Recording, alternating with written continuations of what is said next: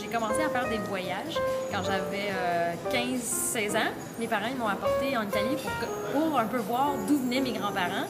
Et c'était déjà la première fois que j'étais arrivée en Toscane que j'ai senti vraiment l'esprit du pays, aussi les gens, la culture, ils étaient accueillants, ils étaient chaleureux. Et je me suis sentie assez à la maison tout de suite. J'ai continué mes voyages en Italie pendant que je faisais mes études. Et quand je m'étais décidée de me spécialiser, la viticulture et l'œnologie me semblait en Europe la chose qui pourrait vraiment répondre à tout ce qui me passionnait. C'était un parcours assez long.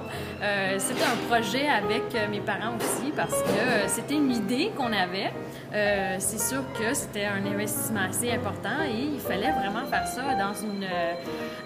en pensant très bien aussi au business plan. Ça nous a pris quand même 2 ans avant de trouver le lieu idéal et on l'a trouvé en Toscane et j'étais très contente de pouvoir le trouver en Toscane, la zone qui me plaisait le plus.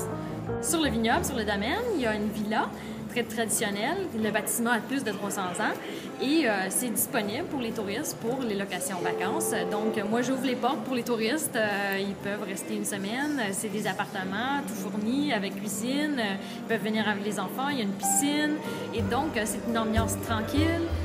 Dans la nature, près de Sienne, de Florence, donc c'est le lieu idéal pour faire du tourisme.